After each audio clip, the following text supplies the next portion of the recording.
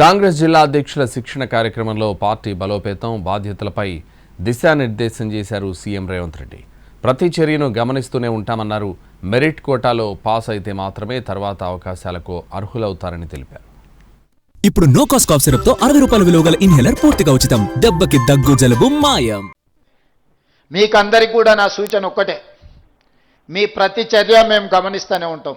ప్రతిరోజు మార్కులు వేయదు పార్టీ. మనం ఎంత బాగా చదువుకున్నా సంవత్సరానికి ఒకటేసారి పరీక్షలు పెడతారు.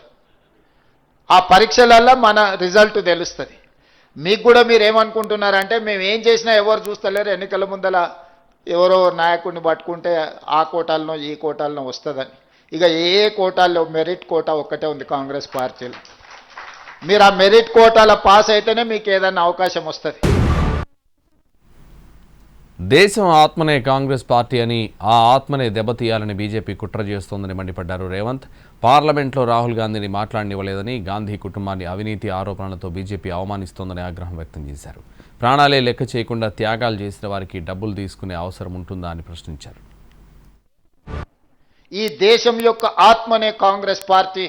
ఈ దేశం యొక్క ఆత్మను దెబ్బతీయాలని ఈరోజు భారతీయ జనతా పార్టీ లాంటి పార్టీలు కుట్ర చేస్తున్నాయి.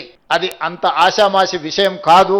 ఈరోజు పార్లమెంట్లో రాహుల్ గాంధీ గారిని మాట్లాడనివ్వకపోయినా, గాంధీ కుటుంబాన్ని అవమానించే విధంగా మాట్లాడిన అవినీతి ఆరోపణలతో ఈరోజు బీజేపీ అవమానించాలనే ప్రయత్నం చేస్తుంది. ఉండడానికి సొంత ఇల్లు లేని, దేశం కోసం 3 తరాలు ప్రాణాలు ఇచ్చిన గాంధీ కుటుంబానికి డబ్బులు ఒక లెక్కనా? ఇల్లే లేని రాహుల్ గాంధీ గారికి డబ్బులు అవసరమా? 3 తరాలు దేశం కోసం ప్రాణాలు ఇచ్చిన గాంధీ కుటుంబానికి డబ్బులు అవసరం ఉన్నాయా? ప్రాణాలే లెక్క చేయకుండా దేశం కోసం త్యాగం చేసిన వాళ్ళకు ఎవరి దగ్గరైనా డబ్బులు తీసుకునే అవసరం ఉందా?